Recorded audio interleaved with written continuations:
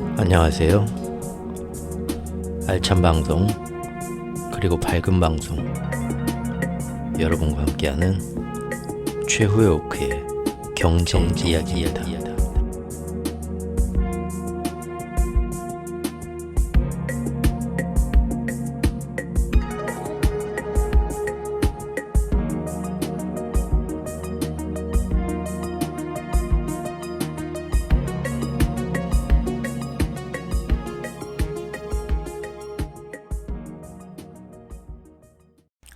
안녕하세요. 최오크입니다.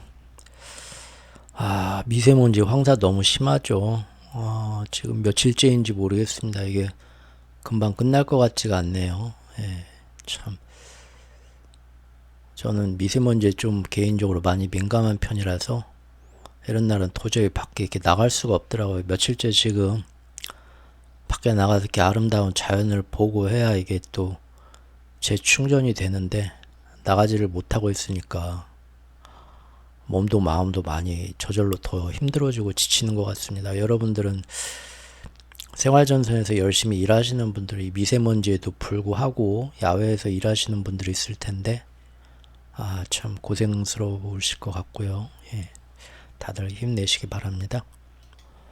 요즘 영상을 막 어쩔 때는 하루에 2개씩도 내놓고 뭐 일주일에 막 10편씩 내놓고 하니까 그러지 않아도 이 노인네가 체력이 좋은 것도 아닌데 좀 어제 번아웃이 좀 됐습니다. 그래서 머리가 돌아가지도 않고 밖에 나가지도 못하고 몸도 처지고 하다 보니까 그냥 어제는 간만에 푹 누워서 쉬고 이제 일어났는데도 아직도 좀 이렇게 충전이 잘 안 되네요.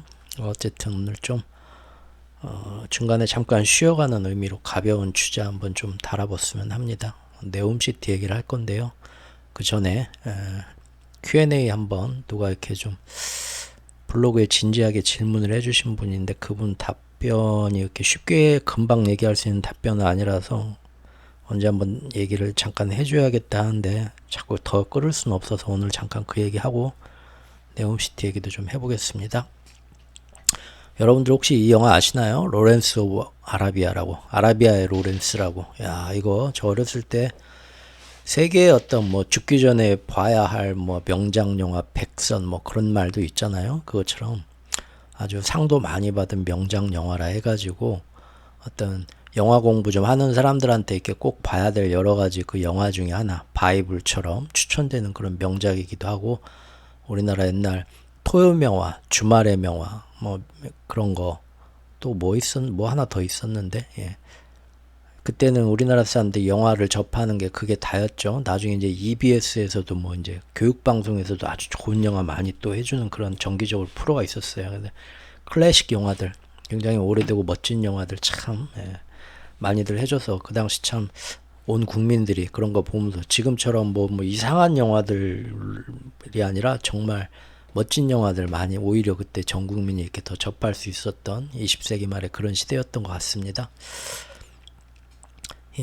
근데 가만히 보면 특히나 한 1980년대, 90년대까지 만들어진 20세기에 만들어진 영화들 보면 영국과 세계 패권을 잡았던 영국과 미국과 그 다음에 금융 세력인 유대인들한테 굉장히 세계 역사를 자기들한테 유리한 쪽으로, 마치 지금 일본이 독도나 이런 거를 자꾸 자기네 나라 땅이라고 역사 왜곡을 하는 것처럼 중국이 동북아 공정을 통해서 우리 예전 그 뭐 고려나 뭐 고구려 발해 뭐 이런 거를 축소시키고 뭐 백두산 이런 영토까지 다 자기네가 시료 지배했었던 것처럼 역사를 왜곡해서 하는 것처럼 세계 패권을 잡았던 영국이 사실 20세기 전반까지 잡았고 후반에 이제 미국으로 서서히 옮겨오지만 어차피 그쪽에 있는 금융 세력이 이사와서 잡았기 때문에 둘이 형제국이죠, 사실상. 그 사람들이 유대인하고 나중에 또 연결이 돼가지고 전 세계 역사 공정을 그런 중국이나 일본이 하는 것처럼 자기들 입맛에 맞게 역사 공정을 왜곡을 시킵니다. 비단 뭐 그 안에 그 네이티브 아메리칸 인디언들 뭐 학살하고 거기 있는 뭐 석유나 이런 거 다 뺏으면서 자기들, 얼마 전에 그 마틴 스콜세지 감독이 또 한 번 뭐 했던가? 뭐 플라워 뭐 해가지고 레오나르도 디카프리오, 그게 이제 또 비슷한 내용이긴 한데 그런 내적인 문제 말고 세계의 어떤 그 침략의 역사, 자원 약탈의 역사를 오히려 일본이 그거 보고 그대로 배우는 거거든요. 식민지에 들어가서 그쪽 문화를 싹 죽이고 자기들 문화를 거기다가 임플란트 이식을 한 다음에 결국 논리는 뭡니까? 우리가 들어가서 너희를 개화시켜줬고 근대화 문명을 끌어줬고 모든 걸 우리가 선도적으로 너희를 레벨업 해줬기 때문에 그거를 좋게 받아들여야 된다. 그 일본이 이제 우리나라 식민지를 정당화할 때 쓰는 논리인데 걔네들 머리에서 나온 게 아니고요. 영국, 미국이 그동안 할리우드 자본을 뒷배로 든든히 해서 전 세계에 그런 문화적인 그걸 심어놨거든요. 세뇌를. 그래서 그런 영화가 굉장히 많습니다. 심지어 죽기 전에 꼭 봐야 할 영화 100선, 300선 하는 영화들에 20세기 그 중반까지, 중후반까지의 영화들은 그런 영화들이 굉장히 많이 들어가 있어요. 왜냐하면 지들이 그런 영화를 유대인 자본, 영국 자본, 미국 자본이 대줘서 어마어마한 블록버스터로 만들고 그거를 또 나중에 지들끼리 상을 줘요. 오스카 상도 주고 아카데미 상도 주고 뭐 대단한 그러니까 이제 전 세계가 모든 뭐 미국하고 싸워야겠다 하는 저기 뭐 중동 지역에서도 심심하면 미국 영화 갖다 보죠.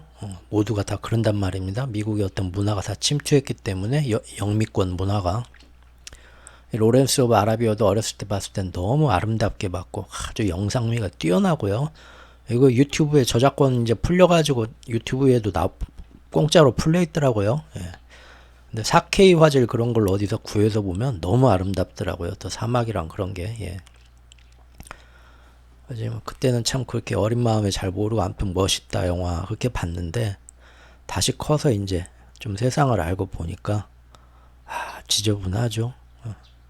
어떤 중동 그 부족장 그쪽에 어떤 그 중동이나 아프리카에 대한 모든 그 자원이나 거기서 그 구식민지였던 데서 이 유럽 국가들, 영국을 중심으로 그 나라들이 자기들의 영향력을 그대로 행사해서 식민지에서 독립은 되더라도 계속 자기들 영향권에 있는 나라로 만들어서 그 나라 정치 경제를 좌지우지하면서 그 나라의 주요한 자원을 자기들한테 안정적으로 공급되고 또 그 개발해주는 명목으로 많은 부를 가져가기 위해서 사실은 자기들 속국으로 만들기 위한 그런 여러 가지 전쟁을 뒤에서 자기들 맘대로 분란을 일으키고 조종하고 어느 쪽 편을 들어주고 하던 그런 지저분한 역사를 이 로렌스 오브 아라비아에서 정당화를 시키고 사람들한테 세뇌를 시키는 거죠. 이 사람들이 여기 역사를 자기가 알아서 공부하는 것보다는 영화 한 편 보는 게 훨씬 재밌고 좋잖아요.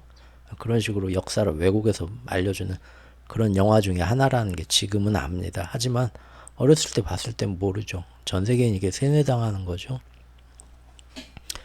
중동의 부족들의 어떤 전쟁 이런 거에 지금 영웅인 영국 장교가 로렌스가 들어가가지고 영국의 어떤 특명을 받고 들어가는데 그 안에서 이 중동 이 부족장들의 어떤 그 막 이 중동 문화 이런 거에 감화를 받으면서 나도 너희들을 위해서 싸워주겠다 해가지고 외국에서 온 이국적인 영웅이죠. 같이 이렇게 싸워주면서 여기서 뭐 그 대서사시가 일어난 아름다운 내용이지만 결국 나중에 모든 걸 보고 뜯어보면 영국 같은 근대 사회가 서구 문명이 들어가서 얘네들 계도하고 새롭게 자기들 정치적 이권에 따라서 거기에 전쟁에 개입하고 뭘 했다는 그런 얘기는 싹 사람들이 잊어버리게 만들고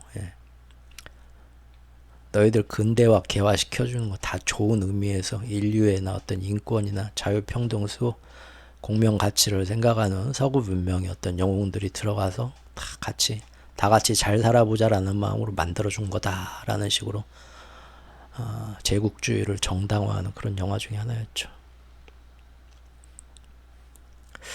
이 노인네 방송은 다 좋은데 쓸데없는 말이 너무 많어. 너무 죄송합니다. 나 어떻게 해요?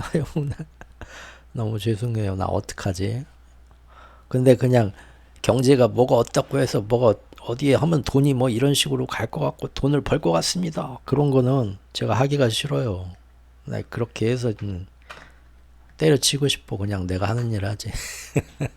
만드는 사람이 재미가 있어야 열정이 생길 거 아니에요? 그래야 이렇게 만들지. 이게 뭐 지금 돈이 된다고 부귀영화가 된다고 제가 이 앞에서 열변을 토하겠어요. 그러죠? 좀만 이해해 주십시오. 예, 착착착 앞으로 빨리 감기하면서 듣고 싶은 부분 들으시거나 영상이 너무 길어질 땐 제가 밑에 챕터를 나눕니다. 예, 그 챕터에서 듣고 싶은 것만 들으시고 그러십시오. 예, 죄송합니다. 누군가 이런 질문을 며칠 전에 하셨어요. 바이든하고 옐런이 지금 중국 정치적 쇼를 하면서 중국을 압박하는데 왜 중국은 옐런이 회담하자고 오면은 그걸 거부하지 않냐?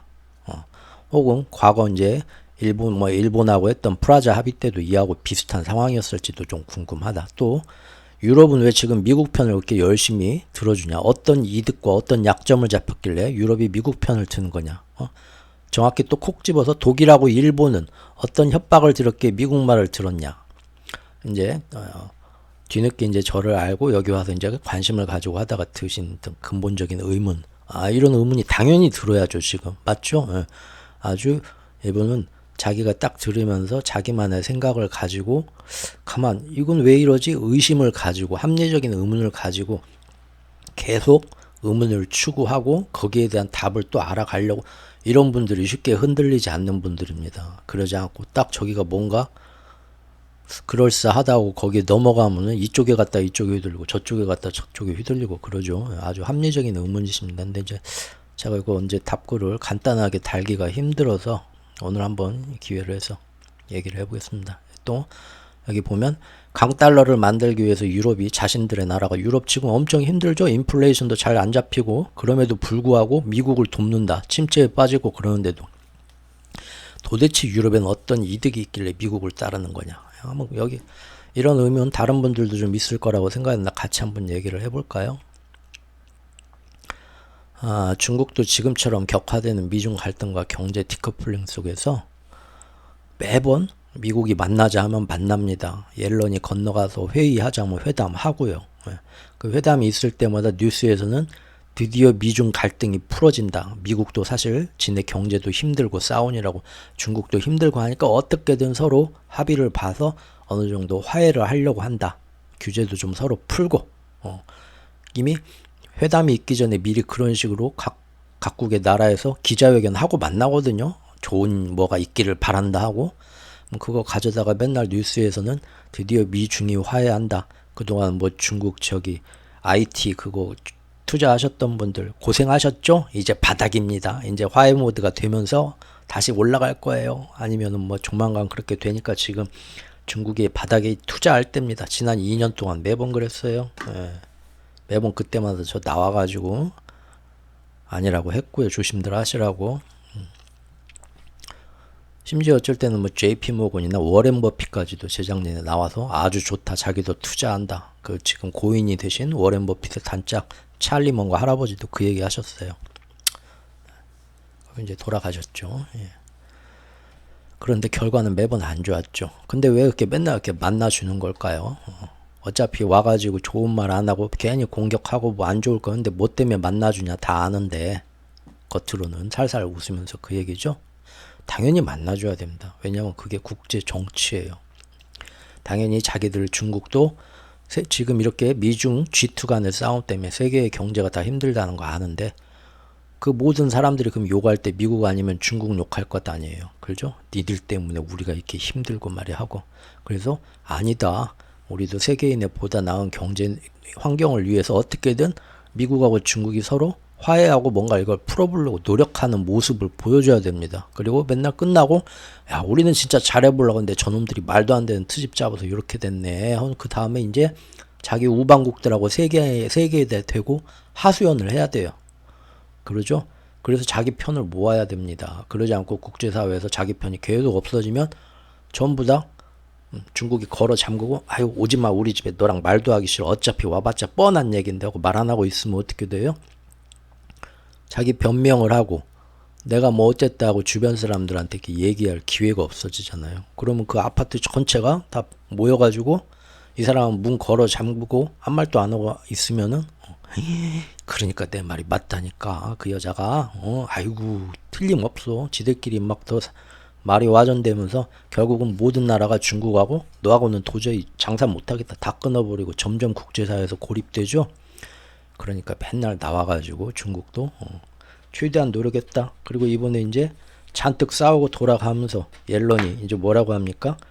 야, 저 말도 안 되는 중국 저 보조금 받으면서 말이야, 전기차, 배터리, 태양광 엄청나게 싸게 밀어내기로 중국 혼자 지 혼자만 살겠다고 저 저가로 전 세계에 밀어내니까 전 세계 지금 경제계가 다 이 생태계 교란 중입니다. 지금 보십시오. 전 세계 산업이 기간 산업이 다 망가져요. 저놈들 때문에. 틀린 말 아니죠. 그러니까 우리 이거 어떻게든 막아야 됩니다. 저는 일단 우리 미국은요.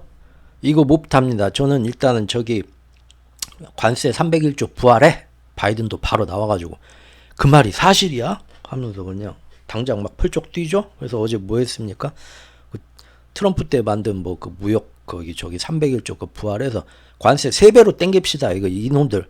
그리고 뭐 멕시코 우회에서 들어오는 중국 그것도 다 멕시코 불러가지고 이것도 지금 미국으로 들어오는 모든 저기 중국산 저가 물품 관세 3배로 때려요. 나 웬만하면 예전 트럼프가 잘하려고 했는데 나도 똑같이 해야겠네. 바로 그게 나와버렸죠. 그러면 이제 어떻게 되겠어요? 미국으로 그 어마어마하게 제일 많이 수출되던 중국의 저가품이 이제 다 어디로 빠져야 돼요? 그만큼 돈 벌려면 이제 뭐 아시아나 유럽에 가서 그만큼 더 많이 팔아야겠죠? 그쪽으로 이제 저가 물품이 더 많이 들어온 게 이제 그 얘기는 뭡니까? 유럽도 어이구 이러다가 우리 산업도 다 무너지겠네요. 그래서 유럽도 빨리 회의해야죠. 회의해서 가지고 저가 물품 못 들어오게 어떻게 또 관세 때릴까? 결국은 전 세계 우방국들한테 전부 다 중국 물품 다 관세 엄청나게 때려갖고 다 못 들어오게 때려맞고 저놈들 수출 다 못해갖고 경제 못 살아나게 합시다. 이제 언론술, 국제 정치술을 펼치는 거잖아요. 근데 이렇게 회담을 해야만 중국도 바로 그 다음날 성명 발표를 하죠. 성명 발표하면서 여러분 이게 물론 이제 그런 성명 발표가 중국하고 친한 나라한테는 쫙 9시 뉴스에 나와요. 근데 우리나라 같은 9시 뉴스에서는 한번 딱 얘기해주고 그 다음부터는 그 얘기는 안 해요. 이틀부터는.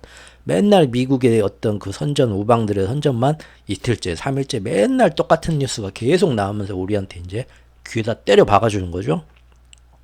그러지 않아도 중국하고 우리 민족 감정도 안 좋은데 어이구 저 중국 놈들 하여간 지구상에서 떼놈들만 없어졌으면 그냥 세상이 편할 텐데 그렇게 이제 되는 거란 말입니다. 중국은 뭐라고 하겠어요? 여러분 제 말 좀 여러분 뭐 미국 중국 그런 색안경 끼지 말고 한번 들어보십시오. 중국의 입장은 아마 이걸 겁니다.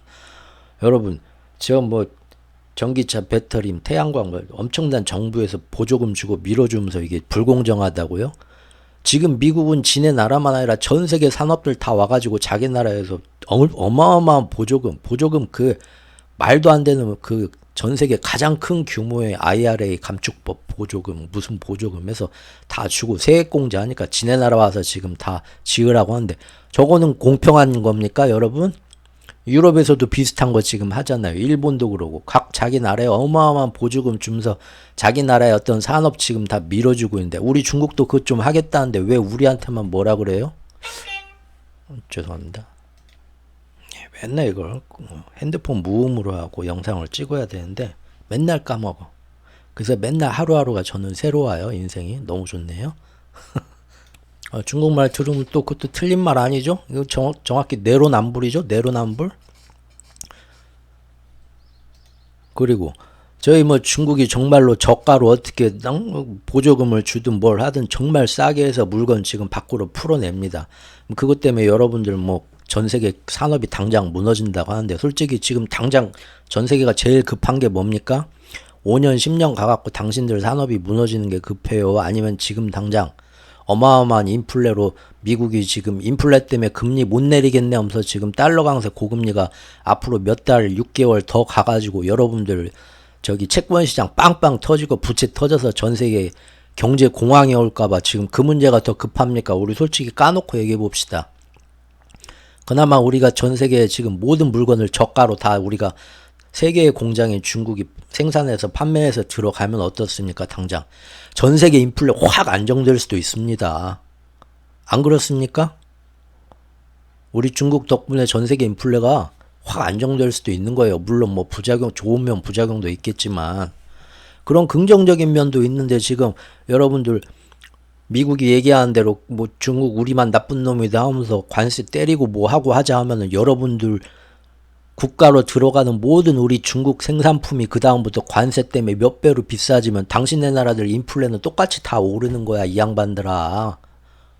대갈통 생각 좀 해봐. 당신들 우크라이나 전쟁 처음 터졌을 때 어땠어? 막 다 선동당해가지고 러시아 무조건 제재하자 했잖아. 그러면서 유럽 물가 그때 빵 떴잖아. 러시아에서 들어오는 모든 에너지부터 뭐부터 해서 가격이 엄청나게 뜨면서 사실 인플레가 오긴 왔지만 그 인플레를 더 심하게 만들어서 당신네 나라 국민들 더 힘들게 한 건 정치권들이 그런 선동하고 따라가면서 온 게 더 크지 않아? 이번에도 지금 똑같은 짓 지금 하자는 게 눈에 안 보여? 라고 변명을 하고 싶었겠죠. 아마 했을 거예요. 근데 우리 같은 서방 세계까지는 그 얘기가 안 오죠. 정치적인. 그래서 계속 서로 만나주는 겁니다. 근데 이런 흐름을 보고 있으면 건너가도 이번에도 똑같이 겉으로만 우리가 이번에 뭔가 잘해보겠었는데 속으로는 이런 짓 하려고 가는 거고 이런 짓 때문에 나오고 결과는 결국 헤어지면서 욕 바가지로 내가 너 나랑 헤어지고 얼마나 좋은 여자 만나 잘 사나 보자 욕만 바가지로 하고 헤어진다니까요 하는 거예요. 매번 그랬어요. 지금까지 7, 8번 지난 2년 동안 3년 동안. 근데 그것도 모르고 맨날 중국이랑 지금 화해하려고 저기 옐런눈이 비행기 타고 서울 상공 지나서 갔다가 지금 온대 하면은 오는 길에 잠깐 우리나라 들려서 달러 통화 스와프도 해주지 않을까? 비행기 창문 열고 야 바빠서 내가 김포공항 인천공항 착륙은 못하는데 구호물자 받아라 달러 떨어져서 하늘에서 달러가 와가지고 뭐 달러 통화 스와프가 뭐 갑자기 일어나서 지금 환율이 안정될 겁니다. 한 1년 전인가 2년 전인가 그랬죠? 대통령실에서 기사가 나왔어요. 심지어 그때. 갖고 그때 또 유튜버들 다 나와갖고 환율 이제 떨어진다고. 자, 그런 얘기입니다. 아셨죠? 유럽하고 일본이 어떤 약점이 잡혀서 그러냐. 이거는 상당히 독일까지 긴 얘기입니다. 단번에 못합니다. 제 지난 영상들에 쭉 있습니다. 유럽은 일본 등과 함께 우리가 진짜 기축통화는 미국입니다. 하지만 달러 인덱스 안에서 달러가 있으면은 2등, 3등, 4천왕이 있고 그 밑에 다 있어요. 이게 그 이소룡 영화 중에 사망유희라고 있죠. 다 그 탑이 있잖아요. 1층부터 레벨 1 보스하고 레벨 2 보스하고 한층 한층 올라가면서 최종 보스까지 싸우러 가잖아요. 그 예전에 드래곤볼에도 그런 거 그래서 똑같이 있었죠. 만화에도. 그것처럼 4천왕 이 달러가 제일 강하지만 그 다음에 지들끼리 모여서 네가 2등해 네가 3등해 해서 좌청룡 우백호로 딱 나눠준 그 통화력의 그게 금을 쫓아내고 그게 있단 말이에요. 그거는 이제 우리가 언론에서는 기축통화국에서 뭐 일본도 기축통화국이다 유럽도 기축통화국이다 말을 하는데 전 세계에 가장 이렇게 안전하게 믿고 쓸 수 있는 큰 그 통화들이 되는 돈을 갖고 있는 나라들이란 뜻입니다. 근데 진짜 기축통화 진짜 그 힘이 있는 거는 미국 하나고 나머지는 옆에서 빌부터 사는 준기축통화국이에요. 준기축통화국 좀 다릅니다. 어쨌든 준기축통화국의 지위가 있기 때문에 유럽하고 일본도 돈을 그렇게 무지하게 찍어요. 그래서 지금 일본 보면은 재정 부채가 지금 어마어마한 거 다 아시죠? 미국도 그러고 안 망하잖아요. 왜 안 망해요? 전 세계가 저 나라는 빚이 저렇게 많어? 이 돈 이제 위험해서 못 쓰겠어. 저 나라 정부 꽝 무너지고 뭐 재정 무너지면 이 돈은 쓰레기가 되잖아. 애나 쓰지 말고 갖다 버려 했으면 무너져요. 근데 전 세계가 다 무너지고 경제가 무너지고 뭔 일 전쟁 나고 해도 끝까지 살아남을 나라가 어딜까? 핵전쟁 남아도 야 미국이 제일 세지 않냐? 야 유럽도 대단하지. 일본도 대단하지. 그래서 이제 그 나라들을 안심하고 믿고 그 나라 돈을 계속 써줘요. 우리나라 정부 부채는 그런 나라에 비하면 지금 많다 하지만 그래도 굉장히 안정적입니다. 근데 우리나라가 일본처럼 우리도 준 기축통화국 흉내 내보겠다고 정부 부채 막 100%, 200%, 막 300 그런 쪽으로 막 찍어낸다고 해보죠. 채권을. 그러면 어떻게 될까요? 순식간에 우리나라 망합니다. 그게 이제 준 기축통화국들과 그냥 이제 핫바리들의 이제 차이죠. 어쨌든 유럽하고 일본은 그 준 기축통화국의 지위와 혜택을 미국 달러 옆에서 몇십 년간 유지를 하면서 수많은 그 혜택을 받았어요. 저렇게 돈을 마음대로 자기들 빚 부채하고 상관없이 마음대로 갖다가 생각해보세요. 여러분들이 사업을 하는데 지금 여기 가게 늘리고 1층, 2층까지 했으면 돈 금방 벌 것 같아. 근데 은행 가도 여러분들 신용 딱 보고 아유 안 돼요. 돈 더 이상 못 빌려주면 어머니 뭐 형님 해갖고 조금씩 돈 1,000만 원씩 모아서 가게 한 칸 늘리고 10년 동안 열심히 일해야 사업이 좀 고깃집이 확장이 되겠죠. 근데 이 중기축통화국 놈들은 지금 은행에 빚이 어마어마하게 있는데도 VIP실 대출 상담실 딱 하면 은행장이 막 나와갖고 아이고 어서 오십시오 사장님 해가지고는 뭐 나 이번에 저기 뭐 하나 해볼라는데 얼마 뭐 10억? 20억? 그냥 뭐 아주 담보도 없이 저이자로 그냥 신용으로 빵빵 준다고 생각해 보세요. 그러면은 여기 지금 사업이 잘 안 되고 빚이 엄청 있는데 이 사람이 저기다 또 다른 건물을 세운다니까요. 어떻게 그 사람을 쫓아가 우리가. 그죠? 그게 기축통화국과 준기축통화국의 차이입니다. 그래서 지금 유럽하고 일본은 지금까지 그런 식으로 커왔어요. 근데 이 부채가 지금 앞으로 빵 터지는 뭔 일이 생긴다 하면은 가장 부채, 정부 부채를 많이 짓고 그동안 돈을 많이 찍어놓은 유럽, 일본이 미국처럼 같이 망해요. 그래서 어차피 한 배를 탄 운명입니다.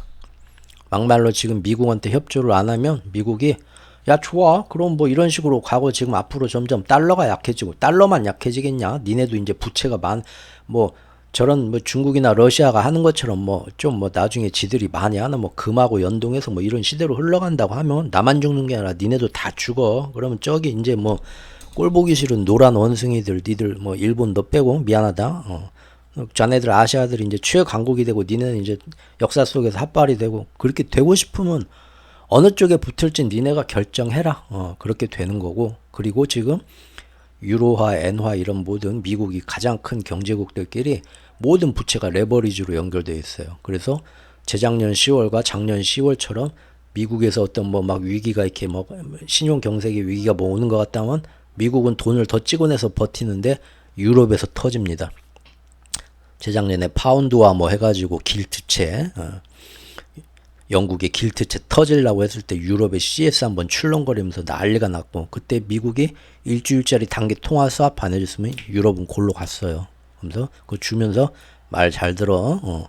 야 너네 저기 우크라이나 지원하고 러시아하고 저기 완전 등 돌리자는데 그거 끝까지 중간에서 저기 간 보면서 박쥐같이 그런 애들 몇 명 있더라? 스위스랑 너랑 말이야. 너 오스트리아랑 뭐 좋을 대로 해라. 형님 이번에 통화사프 해주시면 절대 그런 일 없게 하겠습니다. 그래서 그때 재작년에 통화사프 해주고 어떻게 됐나요?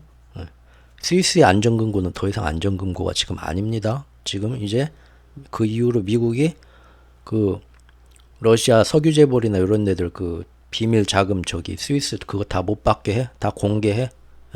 알겠습니다. 그리고 뭐 가상자산 저기 뭐 해가지고 지금 민간에 있는 암호화폐 앞으로 우리 CBDC 할 건데 가상자산 같은 거 다 도피자금 그런 거 있는 거 니네 다 우리가 언제든 원하면은 다 뭐 예전에는 안 됩니다. 스위스는 모든 중립을 지키는 안전금고입니다. 했는데 뻗대지 말고 이제 다 자료 갖고 갈 수 있지.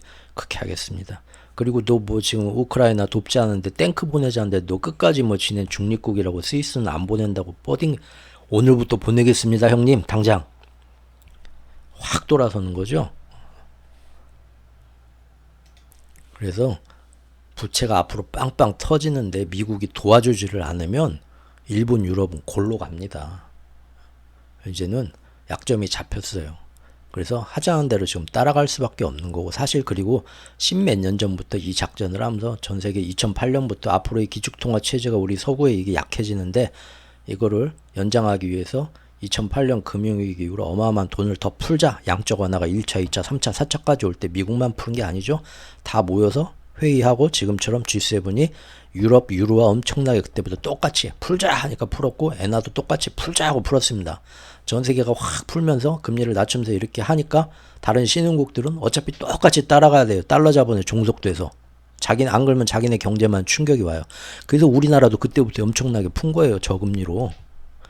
그래서 최근에 몇 년 동안은 우리나라 부동산 날라갔죠. 우리나라만 그런데 그런 게 아니죠. 전 세계 그렇게 해가지고 호주, 뉴질랜드, 캐나다 전 세계 부동산이 어마어마하게 지금 최근 5, 6년 사이에 야 20대들 다 대출 받아서 뭐 다 노도강 뭐 저기 난리 났죠. 그랬던 겁니다. 영끌족이라고 했죠. 영끌족. 근데 그렇게 돈 풀 때 일본은 적극 협조했어요. 10년 전부터 누구냐 그게 그 작년인가 돌아가신 그 양반 아베예요. 아베. 아베가 아베노믹스를 가만히 보니까 이미 일본은 장기 침체로 빠졌죠. 장기 침체를 어떻게든 살려보려고 한때는 긴축을 했다가 한때는 뭐 돈을 풀었다가 이랬는데 아베가 나와서 아니 갈 때까지 풀어야 된다. 2008년 이후로 지금 딱 미국이 유럽하고 일본 모아놓고 돈 찍자. 앞으로 안 그러면 다 같이 죽는 거야 임마. 이제 한 배 탔어 하니까 가는데 그때부터 일본이 앞장서서 돈을 더 풀어요. 어차피 자기들은 디플레에서 벗어나야 되거든요. 돈을 될 때까지 풀어봅시다. 아베가 그래요. 그래서 10년이 넘는 시간 동안 계속 꿈쩍도 안 하는데 돈을 계속 풀어요. 거기에 온갖 부작용이 다 나는데도 일본 당국이 다 저기 막 개입을 하고 해가지고 사실상 요새 와서 일본의 물가가 소비자 물가가 최근에 올라가기 시작하는 거는 그동안 일본이 돈 풀어서 올라갔나요? 아니죠. 십몇 지들은 말로 그러죠. 십몇 년 동안 우리가 돈 푼 것이 드디어 효과를 보고 있습니다. 아이고 아베 형님 저승에서 기뻐하십시오. 말은 그러지만 아니죠. 지금 갑자기 미중 갈등 되면서 전쟁 터지고 세계가 절단 나면서 전 세계 인플레가 오르니까 일본도 영향을 이제 받는 거지. 무슨 지네가 돈 풀어서 인플레. 그건 아니죠. 그리고 아베가 그 이후에 이제 이 패권전이 2, 3년 전부터 시작되면서 어떻게든 우리가 딱 해가지고 뭐 사할린 뭐 그런 데서 러시아하고 협조하고 있던 거 다 끊어버리고 무조건 막 우크라이나 침략한 러시아가 나쁜 놈이다. 우리가 먼저 그 안에서 도요타 공장도 다 철수하자 하면서 여기서 막 앞에서 완전 머리에다 붉은 띠 메고 미국 형님 만세 하면서 뭐 지금 앞에서 카미카제처럼 2년 전부터 아베가 선동했던 거고요. 자, 아베를 어떤 젊은이가 죽이고 나서 이제 그 이후에 기시다가 오고 뭐 좀 여러 가지가 있었지만 아베하고 손잡고 돈을 풀었던 애가 누굽니까? 지금의 우에다 전임자인 구로다 총재예요. 둘이 환상의 영혼 콤비였어요. 서태웅하고 강백호였어, 걔네가. 그렇게 풀었는데 그대로 이제 자기 그거를 이어서 지금 우에다까지 왔잖아요. 그래서 일본은 최근 2, 3년 이 패권전 시작되고 나서 굉장히 많은 저기 정말로 몸 바쳐서 모든 걸 다 하고 지금 엄청나게 지금 그거를 가져갔습니다. 거기에 대해서는 굉장히 긴 얘기고 수없이 한 얘기고 앞으로 또 나올 얘기니까 다음 기회에 하고요. 그래서 일본은 지금 서로 윈윈이에요. 그리고 여기서 지금 만약에 잘못돼 가지고 이 기축통합 패권을 지켜가기 위한 미국의 마스터 플랜을 안 따라가지고 미적미적해서 이 계획이 틀어지면 미국 터지고 일본 터지고 끝장납니다. 그때 그럴 때 우리가 딱 통일을 하면은 우리가 정말 전 세계 탑이 될 수도 있거든요. 근데 지금 완전히 통일의 주도권 북한과 협상해서 뭔가 이 외교적으로 우리가 뭘 해보자 우리끼리 그런 주도권을 이미 이념과 그 진영 논리에 경색되면서 딴 나라에 다시 줘버렸죠. 이제 북한은 우리하고 회담도 안 해요. 그러죠? 오히려 뭐 일본하고 회담하려고 하지. 남의 나라 문제, 우리끼리 문제인데 남의 나라가 와가지고 대신 얘기하고 있는 이게 지금 말 아껴야지. 큰일 나요. 유럽은 그래도 미국한테 아직도 자기들이 미국은 촌놈, 저 아메리카노지 커피 마실 줄도 몰라갖고 우리가 커피 탁 해서 이 유럽이 고귀한 우리 귀족님들이 야 너 커피 마실 줄이나 아냐? 주니까 미국 놈들은 아이고 써요 혹은 거기다 물을 엄청 타가지고 이거 우리가 만든 커피요 하고 아이고 맛있네. 자 이제 촌놈들 저 커피를 줬더니 에스프레소를 줬더니 물을 이렇게 타가지고 저게 무슨 커피야 저 아메리카노 아메리카 비하하는 우리가 저기 그 외국에 나가면 인종차별 아시안 당할 때 너 중국 놈이냐 치노 하면서 눈깔 찍고 막 이렇게 깔보잖아요. 그것처럼 유럽 애들이 저 못난 놈 저 아무것도 모르는 문화도 없고 솔직히 미국이 뭡니까? 지네 그 유럽에서 제일 그 신분이 낮고 돈도 못 버는 애가 감자만 먹다가 굶어 죽겠다 해서 나는 신세계에 가서 차라리 어떻게 다시 모험을 하고 잘 살아보겠다고 배 타고 건너간 유럽에서도 제일 하층민이고 못 배운 그러죠? 그 영주나 어떤 귀족층에서도 파벌 싸움에서 밀려난 애들이 다 저기 건너간 거 아닙니까? 루저들의 국가 아니에요. 미국이나 호주나. 그죠? 유럽인들 눈에서 보면 2차 대전 때도 커피 전쟁에서의 수통에다가 에스프레소 좀 이제 지칠 때 먹으라고 넣어줬더니 물 잔뜩 타서 먹는 거 보고 저런 아메리카노 같은 놈. 예. 그래서 그게 아메리카노죠? 우리는 거기다가 얼음덩어리 더 넣어갖고 아이스 아메리카노 만들어 먹고요. 그래서 미국은 사실 이 기축통화 패권이 이렇게 지금 유럽은 예전부터 야 우리가 저 2차 대전 때 우리끼리 멱살 잡고 싸우느라고 완전 상거지 돼가지고 그때 미국이 저렇게 옆에서 돈 벌고 커서 영국의 어떤 기축통화 이것이 지금 유럽의 기축통화 패권이 미국으로 넘어가서 저 촌놈들이 저렇게 잘 사는 척하고 맨날 뭐 돈 있다고 말이야 우리 저기 뭐 런던이나 저기 프랑스에 와가지고 다 저기 관광 와서 막 저 미국 놈들 돈 쓰고 아유 꼴 보기 싫어 죽겠어 그놈들 보면 촌놈들 그 잘난 척 하는 거 꼭 마치 우리나라에 중국 애들이 돈 많이 벌었다고 막 명동이나 막 저기 제주도에 와가지고 막 중국말 시끄럽게 떠들면서 아쩌고저쩌고 막 하면서 막 돈 쓰고 하면은 우리나라 사람들 어때요? 눈살이 막 찌푸려지죠? 저 후진국 놈들 와가지고 진짜 지저분해서 맞죠? 유럽도 항상 그랬단 말이에요. 그래서 미국말로 막 하면은 고개 흔들면 나 영어 몰라? 너 임마 저기 영국 발음 똑바로 하든지 아니면은 저기 프랑스 말 해야지 여기 와서 왜 영어를 쓰고 지랄이요. 나 몰라 못 알아들어? 일부러 막 그러고요. 오면은 저기 메뉴판 주고 니들이 알아서 주문을 하든 말든 뭐 알아서 해라 막 일부러 막 그런 저기 텃세도 많이 부리고 그러잖아요. 유럽인들의 자존심이 대단하단 말입니다. 몇백 년 동안 세계를 실제 지배했던 건 자기들인데 요새 와서 저렇게 우리가 중국 보는 것처럼 돈 좀 벌었다고 최근 몇십 년간 깝치는 거 그게 있어요. 그러다 보니까 2010년도부터 이렇게 조만간 미국의 이제 시대도 곧 기축통화 패권도 10년 안에 끝나갈 수 있겠구나 하니까 그때부터 지금 사실은 프랑스의 마크롱이 지금 어마어마한 제가 나폴레옹에 항상 비유해서 얘기했었죠. 굉장한 인물이고 아직도 이 사람은 내가 볼 때 야망을 숨기고 있습니다. 그전에는 사실 작년까지만 해도 어땠습니까? 유럽 전체 다 뛰어가지고 친미파들 다 막 저기 밀어내면서 유럽 정통 그 보수파끼리 모여가지고 이번에 중국하고 미국 사이에서 이 패권 싸움에서 잘 줄타기 해서 우리가 새로운 유로화를 드높이면서 새로운 다극화 체제로 가려고 독일을 포섭해서 독일의 메르켈 총리의 후임인 독일의 숄츠 총리를 포섭해서 같이 내각이 거기 비행기 타고 가서 하나에 막 별일이 다 있었잖아요. 제가 실황중계 그때 다 해드렸습니다. 그랬는데 지금 결국 독일이 넘어갔죠. 미국한테. 그래서 지금 혼자 이제 완전히 이제 웅크려 갖고 다음 기회를 보고 있는데 포기는 안 했어요. 저는 지금 이 시대 격동기에 저는 마크롱이라는 프랑스 대통령을 제일 개인적으로 흥미있게 보고 있습니다. 팬심을 가지고 이런 격동기에 저런 사람이 있구나. 너무 저는 우리나라엔 거의 알려져 있지 않죠.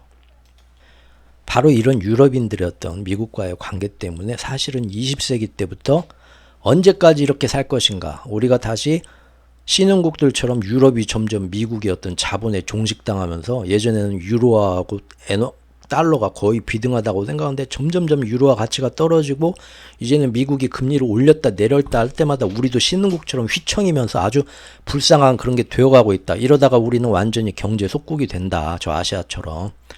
우리끼리 뭔가 싸우지 말고 연합해서 새로운 우리만의 경제권을 하고 우리 안에서 우리끼리만 새로운 통화를 하나로 유로화라는 걸 만들어 단일해가지고 만들어서 해보자 했어요.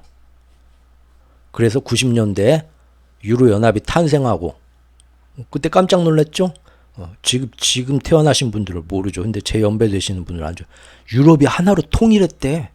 유로연합이 생기고 유로연합 국기가 생깁니다. 파란색 바탕에 점점점점 별들 해가지고 그 안에서 모든 국경이나 이런 관세나 이런 거 다 없애버리고 한 나라처럼 사실상 즉 미국이 옛날에 한 주가 있었지만 다 연합해서 연방국가를 만들었죠. 유나이티드 스테이츠 오브 아메리카를 만들었잖아요. 유럽도 흉내 낸 거예요. 그래서 그 안에서 유로화를 다 쓰자 하는 거죠. 그게 이제 정말로 만약에 정말 협조가 잘 되면 어떻게 됐습니까? 단번에 달러와 위치가 확 꺼지면서 유럽이 올라오는 겁니다. 미국이 그 기축통화 패권이 넘어가는 걸 좋아했을까요? 90년대 후반에 유럽이 이대로 그냥 망하지는 않겠다면서 새로운 유럽 제국의 부활을 꿈꾸면서 어렵게 EU라는 통합체제를 만들어냈고요. 동시에 새로 출범하는 막강한 연합화폐, 지금의 디지털 달러를 브릭스 달러를 꿈꾸는 작년 8월부터 반기를 치고 나온 브릭스 연합 같은 거를 우방국 유럽이 그때 시작을 하려고 했던 겁니다. 그래서 막강한 유로화의 탄생을 의미하는 거죠. 그때 세상이 뒤집어졌었어요. 경제계가. 야, 달러화의 시대는 끝났다. 이제 유로화가 치고 올라간다 하고요.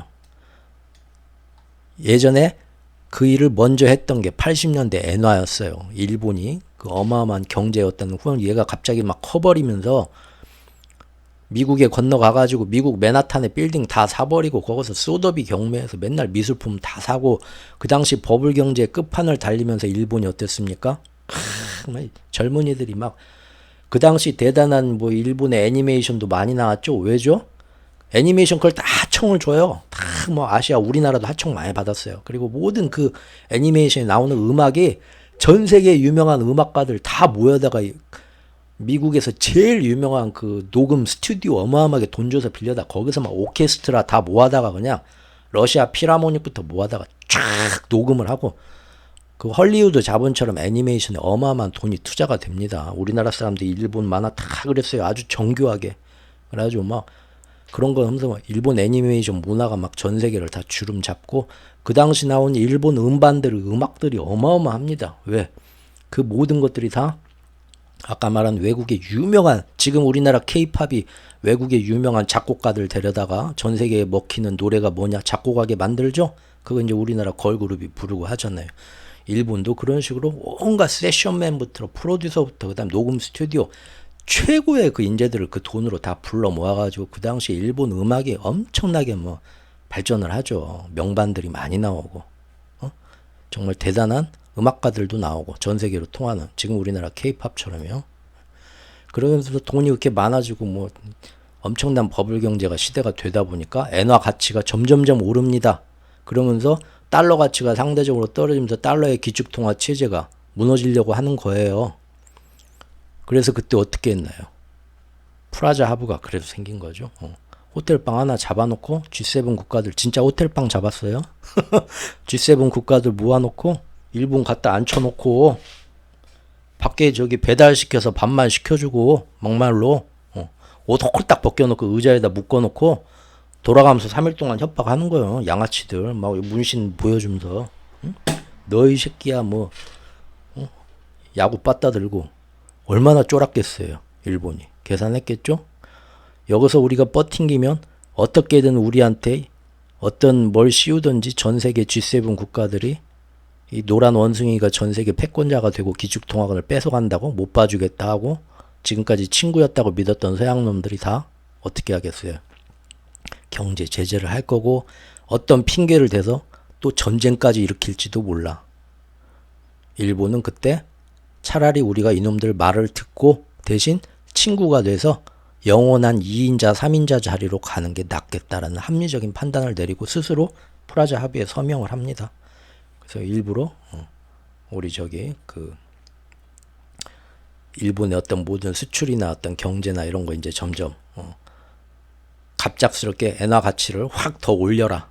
그런 식으로 해가지고 모든 그 경제나 이런 것들이 다 쪼라들게 만들고 그 이후에 이제 수출로 이렇게 일본이 그때 컸던 건 수출로 먹고 살아가지고 수출이 막 잘 되면서 했던 거잖아요. 이제 다 그때부터 이제 버블이 무너지기 시작하고 맞죠? 모든 일본의 뭐 긴축이나 뭐 금리 정책도 사실은 다 위에서 시킨 대로 하는 겁니다. 미국이 앞으로 이렇게 저렇게 그러면서 이제 스스로 자기네 경제를 깎아서 장기 침체로 빠지는 거죠. 그런데 90년대 유럽이 유로연합을 만들고 유로화로 이번에는 못 참겠다 하고 우리도 한번 우리가 다시 세계 위리 해보자. 기축통화 패권 우리 쪽으로 슬슬 몇십 년 동안 끌어와 보자 하고 나온 거예요.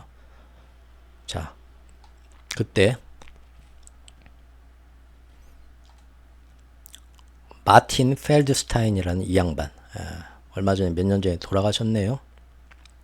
마틴 펠드스타인 이 사람이 그 당시 90년대 미국 대통령의 경제자문위원회 의장이셨습니다. 이 사람이 유로연합 출범하고 유로화 만들겠다고 하니까 뭐라고 했냐면요. 공식 석상에서 유로화는 결국 유럽을 다시 한번 전쟁의 소용돌이로 밀어놓고 말 것이다. 이런 저주와 같은 독설을 퍼부어요.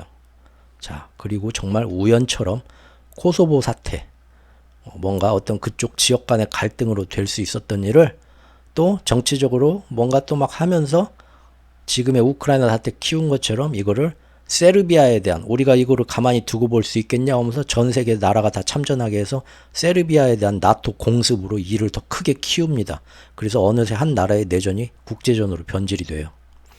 이 전쟁의 영향으로 유로화는 출범 초기에 갑자기 저기서 큰 전쟁이 또 터진댄다 하면서 그 가치가 20% 이상 급락하면서 골로 갑니다. 자, 기축통화에 대해서 도전을 하려는 움직임들은 우방국들에서도 있었는데 이렇게 내려놨다는 거죠. 그리고 가장 본질적인 문제는 유럽은 21세기 들어오면서 점점 유럽이란 데가 엄청 보수적이에요. 그리고 이 변화를 하지 못하고 옛날 같지만 지금 사회가 굉장히 이렇게 경직되어 있습니다. 아시죠? 유럽 여행 가보시면 다 아직도 우리 같은 비밀키가 없어요. 이놈들은요. 열쇠 한 꾸러미를 들고 다녀요. 중세시대처럼. 그러죠? 그리고 집도 그대로 이제 예전 그 관광자원 같이 옛날 문화 그 성이랑 다 보존한다고 해서 집이 다 보통 100년 막 넘고 그랬죠? 100년, 200년. 그 인테리어 개축도 맘대로 못해요. 법 때문에.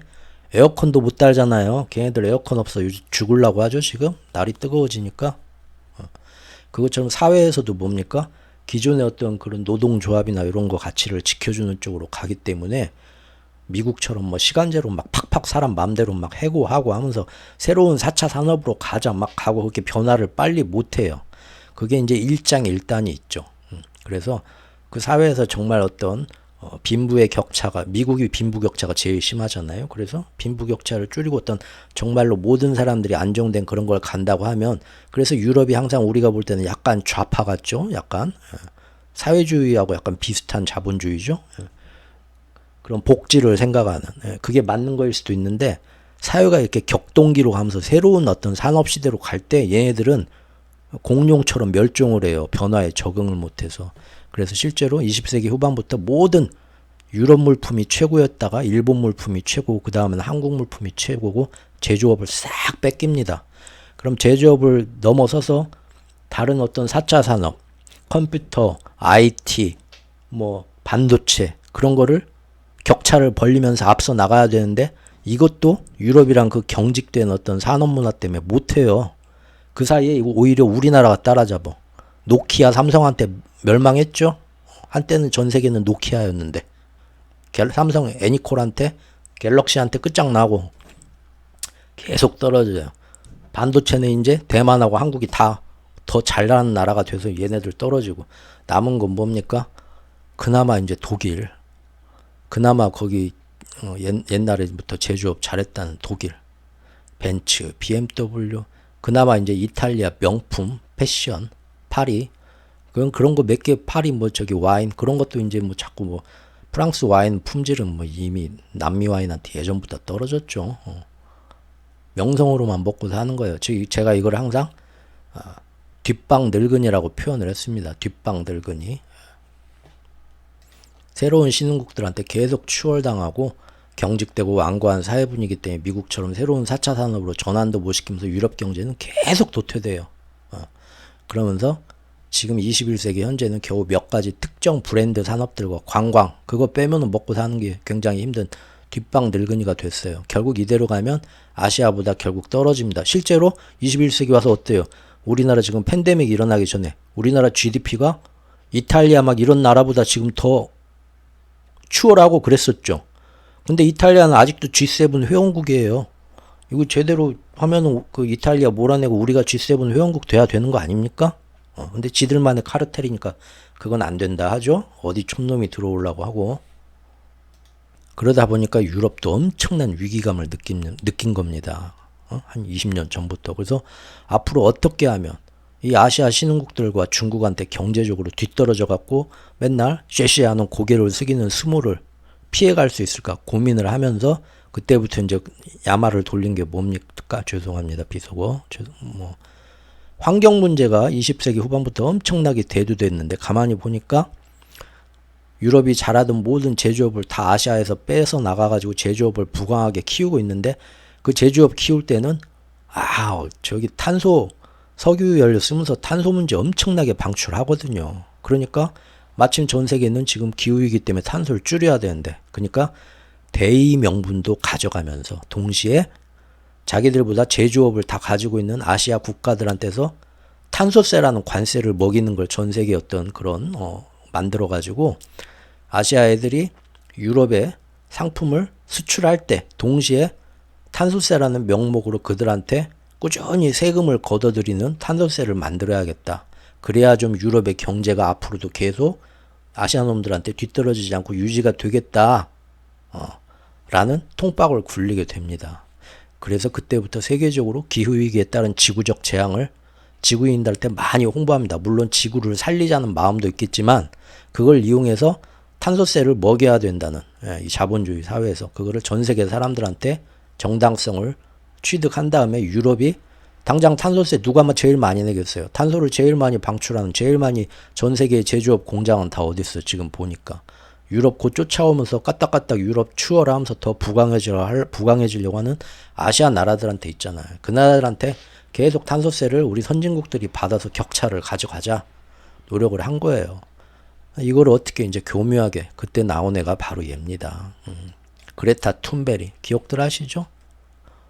지금도 환경운동 하면서 얼마 전에 잡혔대요. 감성 마케팅의 절정이죠.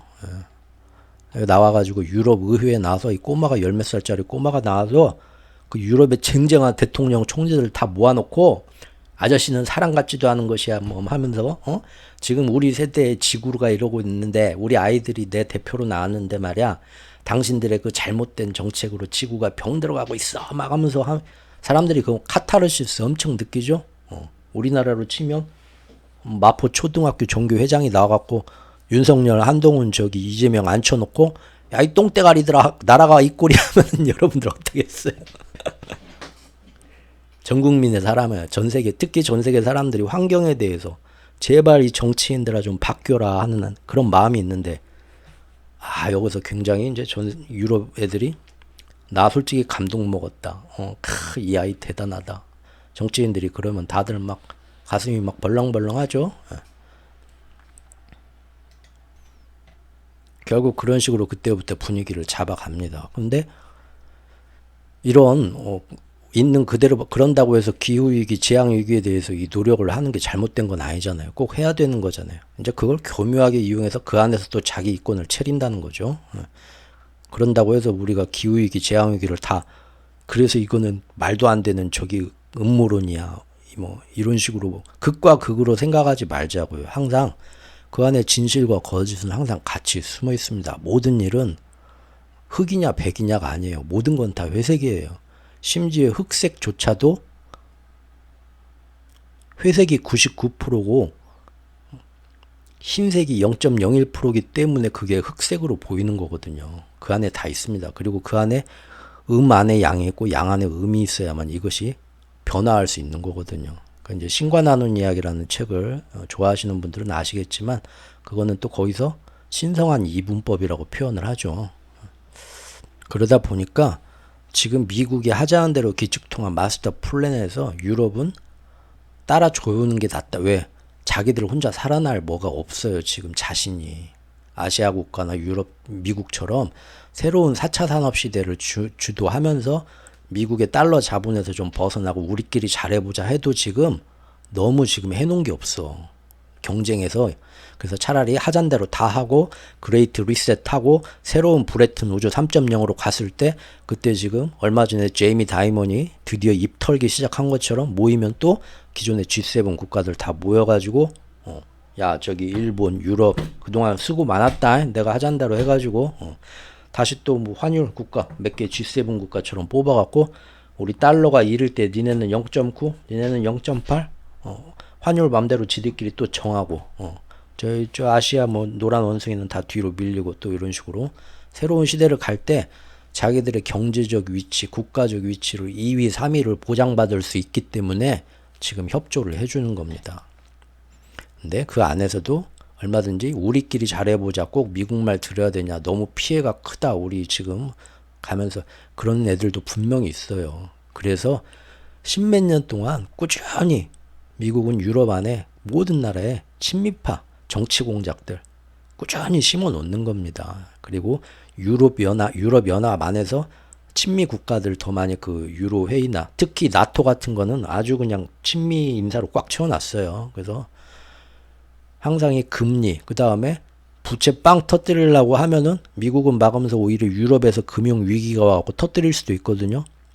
그 경제 달러 자본의 경제하고 그 다음에 항상 나토 그래 우리가 안도 분쟁을 이미 다 만들어 놓고 우리 뭐 니네가 알아서 해봐 우리 말 안 들으면 하고 유럽에서 우리나라에서 주한미군 빼는 것처럼 나토에서 니들끼리 해봐 난리가 나죠. 그러면은 유럽은 미국 빠지면 나토는 나토의 국방력의 반 이상이 미국이 지금 대주고 있어요. 그래서 결국은 코 깬 거죠. 싫어도 가야 돼요. 같이. 일본도 그런 거고요. 대충 그렇다는 얘기 오늘 했습니다. 그리고 이런 거짓 기축 통화에 대한 어떤 반발들 우리가 언제까지 이렇게 경제적으로 종속돼서 우리 국민들이 1년 동안 열심히 일한 것을 우리나라 열심히 개발한 자원을 미국과 서구 몇 개의 국가들이 자기들끼리 모여서 금리를 정하고 환율을 정하고 뭐 이런 식으로 해서 올렸다 내렸다 하면서 우리 부를 저렇게 쑥쑥 빼가냐. 건물주죠. 전 세계 경제를 자기들이 그 건물 하나를 만들어서 그 건물 안에만 와서 장사를 하게 지금 시스템을 만들어 놨어요. 그렇죠? 그리고 그 안에서 지금 뭡니까? 매번 이번 달엔 월세를 이만큼 받아야겠네. 장사 잘 되면 쪽 빼줘가고 금리를 올렸다 내렸다 양털 깎게 하면서 그게 싫다. 언제까지 세입자가 되냐. 우리도 건물주 한번 돼보자. 해가지고 나왔던 애들이 중동에 예전에 카다피, 후세인 이런 애들입니다. 이런 애들이 다 물론 우리는 이제 그 당시 서구의 어떤 그 영향만 받고 우리는 같은 우방국들인 세뇌가 되기 때문에 천하의 빌런이죠. 지금 푸틴이나 저기 이란이나 저기 그런 것처럼. 하지만 얘네들은 분명 그 지역 독재이긴 하지만 이쪽 나라가 원래 그런 민주국가가 아니에요. 왕족이나 뭐 이런 그 다 사람들이 이런 체제에 순응을 하는 그런 국가입니다. 근데 그 나라 안에서 사실은 이 사람들 전성기 때 지지율이 어마어마했어요. 푸틴도 어떻습니까? 제일 잘 나갔을 때 80% 이상의 지지율을 국민한테 받는 대통령이 지금도 사실 대단하고요. 근데 뭐 얘네들이 근데 언론에 그다음 잘 알려지지 않은 건 뭡니까? 왜 이 사람들이 미국하고 척을 졌나요? 일부나 이런 사람들이 자신들의 석유 자원을 가만히 보니까 미국이나 영국, 유럽이 다 우리가 생산한 물건인데 다 통제하고 다들 자기들 선물 거래소에서 자기들 맘대로 다 가격 결정해서 결정하고 그거 가만히 보니까 달러로만 결제하게 하면서 지들 맘대로 우리는 열심히 배추밭에서 1년 배추 농사 졌는데 그놈들이 와갖고 밭대기로 계산하면서 맘대로 후려쳐. 그리고 유통하면서 서울의 백화점가 팔 때는 몇 배로 지들이 더 해먹어. 이거 어떻게 이 유통 과정을 어떻게 다 없애고 우리도 진짜 농사 지었는데 화딱지 나서 배추밭 다 갈아엎지 말고 우리도 좀 돈 좀 벌어봅시다 하고 나온 애들이에요. 얘네들이 카다피 후세인이. 하면 어떻게 됩니까? 그때부터 핵을 개발하고 있다. 무서운 화학 무기를 바이오 화학 무기를 개발하고 있다. 어떤 야욕으로 그 옆에 정말 못 사는 사람들을 다른 약소국을 괴롭히고 있다. 순식간에 악의 축이 되죠. 전 세계가 와서 나와가지고 G7 중심으로 언론들한테 선동하고 그래서 결국 얘네들 다 어떻게 됩니까? 우리 척 노리스 형님이 델타포스 탁 한밤중에 침투하고 뭐 해가지고 다 그냥 여기 미사일 때리고 해가지고 정말 벙커까지 쫓아 들어가서 모가지 따버리죠. 오늘 좀 말투가 왜 이래? 적성국들은 바로 이렇게 빌런이 돼서 처단 기축통화 패권에 도전하던 애들은 다 처단이 됐고요. 우방국들 중에서도 아무것도 모르고 수출이 잘 되면서 버블 경제를 일으켰던 일본은 위협받으면서 호텔방에서 알아서 사인하고 제가 잘못했습니다 하고는 플라자 합으로 쏙 들어가고요. 유로연합 90년대에 한번 해보자고 왔던 것은 때마침 코소보 전쟁을 다시 지금 우크라이나 전쟁처럼 크게 키우면서 거기서부터 난리가 나가지고 비실비실하게 만들고요. 한때는 영국에서 또 뭐 문제가 생기고 통화 이런 것도 다 조지 소로스 펀드가 들어가가지고 환율시장 공략하고 채권 공략하면서 쓰러뜨리고요. 자, 이런 일들이 있습니다. 그리고 이제 21세기 과도기에는 프랑스의 마크롱이가 야 정말 대단한 인물. 이거 한번 제가 지금 이 글의 원고에 링크들 다 걸어놨는데 한 번씩 보십시오. 정말 쏠쏠하니 재밌게 제가 쓰려고 노력했습니다. 아주 재밌어요. 미니 시리즈 보신, 저 맨날 저 말도 안 되는 넷플릭스 시리즈 그 뻔한 것들 보지 마시고 하나씩 보십시오. 한 편씩 꺼내 보십시오. 재미가 쏠쏠해요. 그래서 사실 작년까지 유럽에서 끝까지 남은 그 미국에 대항해서 우리가 새로운 경제권을 가보자 해서 독일과 프랑스, 유로 연합을 이끄는 쌍두마차죠. 제일 힘 있는 애들이죠. 경제가. 걔네들이 슈퍼마리오 브라더스가 돼서 뭔가를 해보려고 했다가 지금은 안 되는데 그 당시 그 모습까지 다 짚었었습니다. 예. 자, 오늘 이렇게 누군가의 그 질문에 대해서 답변 10분 한다는 게 또 1시간 됐죠? 너무 죄송합니다. 너무 죄송하고요. 여러분의 소중한 뭔가 알고 싶은 경제 정보가 있는데 와서 괜히 쓸데없는 얘기 들어서 시간 버렸다고 생각하시는 분들도 있을 텐데 저는 사실 이런 디테일한 이런 내용들이 이 전체의 흐름을 이해하는데 아주 알고 보는 사람하고 모르는 사람하고 모르고 보는 사람하고 뭔가 어떤 국제 정세의 변화나 경제의 병황이 올 때 이건 뭐다고 딱 꿰뚫어보는 그런 통찰력을 가지는데 사실은 이런 것들이 모여서 힘이 된다고 생각을 합니다. 근데 이제 그건 제 생각일 수 있고요. 예, 어쨌든 오늘 또 들어주신 분들 감사하고요. 잠깐만 이게 뭔 소리죠? 네옴시티 얘기한다고 뭐 로렌스 아랍이 하더니 이 영감탱이 또 옆길로 산에 가다 옆길로 빠져가지고 이 침에 놓있네. 목에다 저기 목걸이 달아줘야지. 전화번호 어디다 전화해서 신고해주세요. 또 옆길로 새버렸죠. 자 이렇게 또 됐습니다. 오랜만에 옆길로 아주 한편 통째로 빠진 거 오랜만이네요. 네옴시티 이어서 조금 더 해보겠습니다. 다음 영상에서 감사합니다.